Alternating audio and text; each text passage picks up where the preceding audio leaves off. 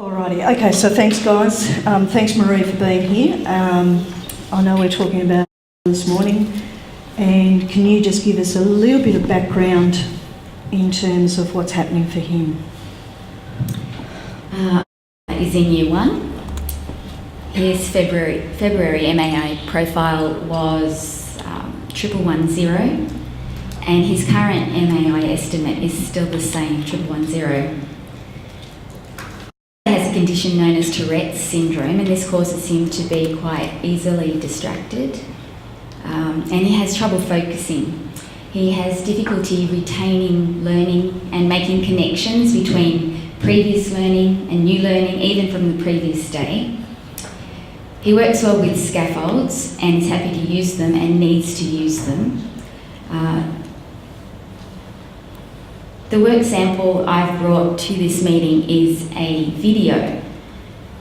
Please excuse my grammar on the video. I'm a little embarrassed by that. The video shows an example of some difficulties he's expressing in numeracy.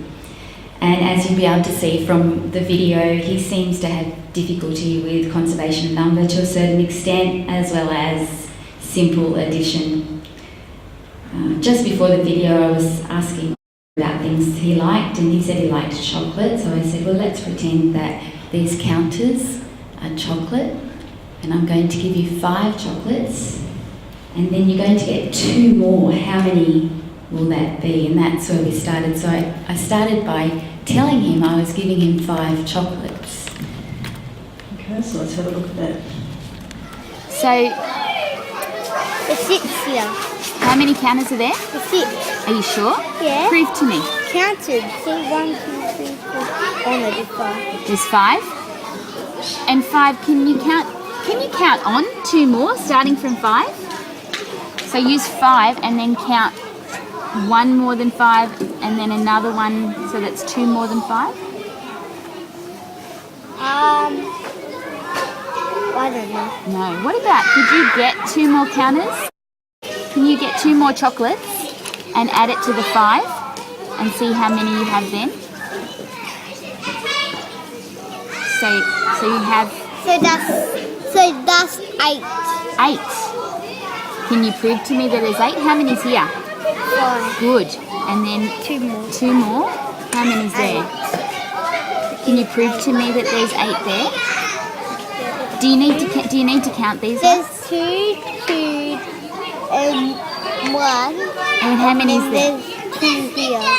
So you don't need to count these ones because you know. So how many's there? 5 Plus 2 2. equals 8.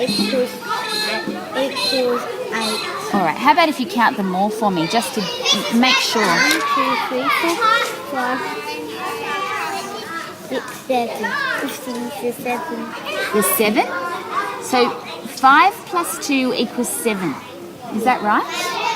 Okay. I'm going to hide some of that 7. All right. Look away for 1 sec. Okay. How many am I hiding? There was 7 there, and I'm hiding some. How many am I hiding? 4. How did you work that out? Because you had 4 here, and there's 2 more chocolates. 2 more chocolates, right? So you think there's 4 under here? Yeah. How could you prove that? So would you say, how many's here left? 4. So does that mean 4 plus 4 equals 7? Yeah. 4 plus 4 equals 5. All right. Alrighty, so let's see if we can concentrate on seeing what things can we tell that we can do just from that work sample. Well, from my perspective, I could see that I had some one-to-one correspondence when he was counting, because he was able to count, first of all, a collection of 5 by ones, and then when you asked him to add the 2 on, at one point you asked him to count them by ones, and he was able to count a collection of 7. So that was good. He was able to do that one-to-one counting correspondence. Yeah, and if looking back at his MAI, he actually was able to count a quantity of 25, and then he also correctly and was able to recount the 1 less to be a quantity of 24 correctly. So he is able to count quantities to a certain extent. Okay, so that's a definite strength. I noticed he self-corrected with a prompt when he initially thought there were 6 counters and he found that there were actually 5. The other thing I noticed that even though he couldn't get an accurate answer, he certainly understood that if you were adding something to a quantity, then you were going to get a larger quantity.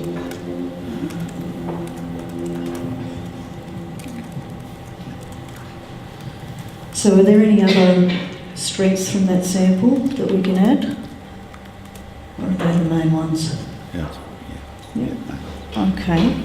So they were the things he could do. What were the areas of need for him in terms of that sample then? I just wrote down he initially thought there were 6 counters, so perhaps some of that supertising. I think was having a little bit of difficulty with conserving that quantity of 5, so he had to go back and recount each time. So when he was counting on, he wasn't able to necessarily do that because he had to go back and count the whole collection rather than starting from the 5. So a bit of an issue around conserving the quantity. I think he also had a bit of a challenge when the quantity was screened. He wasn't able to visualise what was hidden. So there was a little bit of an issue there in terms of, I think, others needing to see what's in front of him to have that visual. He was having a challenge with the screened quantity. I did notice too that one thing he did do, but I still think I'd like to see if it was more consistent, was around the partitioning of the 5. He did say, I've got 2, and I've got 1.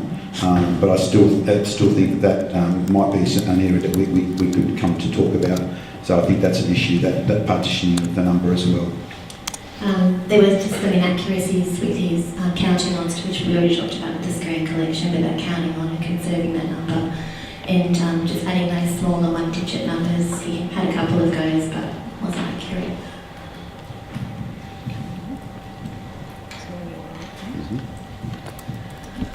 Alrighty, so there's quite a few challenges there for him. What do we think out of all of that we think is his next most critical area for learning? So there's quite a bit there. We can't tackle all of it.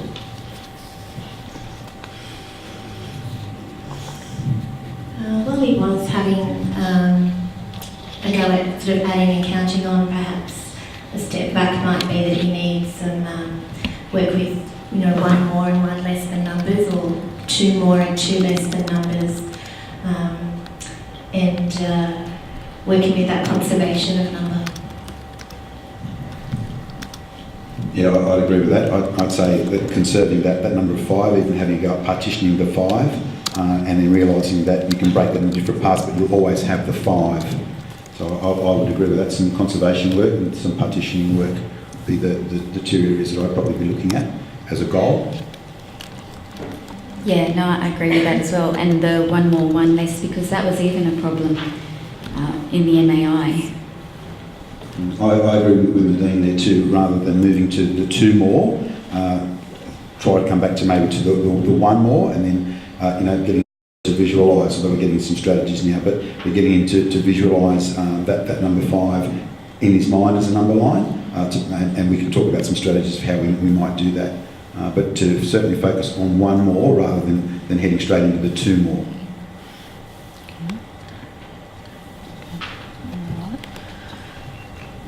All right, then are we really clear then we're just going to go for the 1 more? Is that right? Are you happy with that, Marie? Yeah. In terms of focusing on that?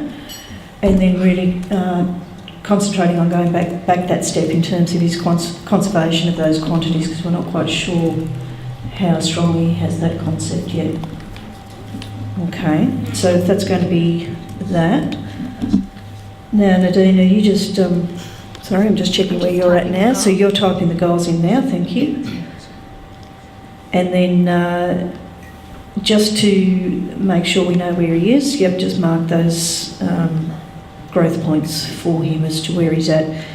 just in terms of mainly counting and addition and subtraction, I guess. Although we know his place value hasn't moved over, nor his multiplication of division, but we'll worry about what we've got for the moment and see if we can get some success there. All right, well, if that's what we're working on, guys, what do we think might be some possible strategies that we might look at? I'm thinking initially that we might need to, if we're talking about one more and even one less, to look around the language and in terms of checking, like one more could be the number after, what number comes next. So there are some different ways to express that, and maybe in looking at the language of that particular goal, that might be able to help with his thinking. So let's mix the language up a little bit for a started suggestion. Maybe some supervising activities with dot cards and dot plates with one-digit numbers and maybe some low two-digit numbers into the 10 numbers with the 10 frames. I agree. I think the 10 frames would be a really good scaffold as well, so that can model those numbers on the 10 frame, and then he can actually then see that collection growing as he's adding one more onto a 10 frame. He could even build the 10 frame, and who knows, he might even be able to head into some early team numbers. But certainly using the 10 frame to model one more would be a good idea, I think. He might find it helpful to play some games with that one more, one less strategy. So one more snap, one less snap, or one more bingo, one less bingo. So I can help you with some of those strategies if you're not sure how to play them. Well, I think the bead string also is another good piece of material that we might be able to use as well. So if we can make the collection and then get him to add to that collection, so seeing the quantity, and if you have a numeral card like you had in the video, you had a quantity there, you also had the numeral card next to it, and then we can build that triad around that as well. So using the bead string, I think would be good just for that one more.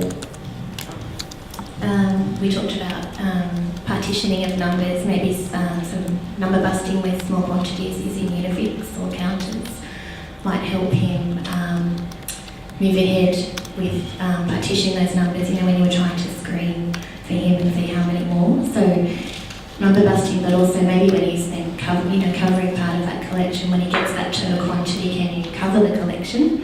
And then ask him to try and remember what was that number that he covered and keep that number in his head. There might be some work we could do, perhaps, Marie, with the coloured multi-link cubes. So, for example, if you've got a collection like you had with the counters, if you used, say, if you had the 5 red multi-link cubes, the one that you're adding on is another colour. It makes it a really clear visual for him to see, well, I've got 5, and they're all the same colour. That will help him with the idea of conserving that number 5. And then what's the one more, so you can clearly see that's the one more that he's added on, and he can physically do it as well. Andrew, what about, when you're using the bead string and the numeral cards and things like that, and then possibly even then go and mark it in on a number line of that one more, one less? Would that be worthwhile doing as well? Yes, Kieran, I think that'd be a good idea. That way you're using different materials, so getting the idea of representing that number using different materials. I'd have a number line where he can actually see and actually physically do the jump as well, but also in terms of visualising. So if you're talking to him about adding the one on, whether it's 5, get him to try and visualise that number line in his head and actually visualise that he's moving to that next number. So have an actual physical number line, but also that visualisation for him as well. So he's not just sort of thinking out in the open, he's actually got that picture in his mind. Okay, now we've got lots and lots of strategies there, Marie. We're not going to ask you to do them all. Out of what you've heard, what ones do you think you might give a go at and work with? Decisions I know. Yeah, probably lots of sabotising activities, and maybe even combining that with I can't see where it's written, but petitioning. Someone was talking about petitioning.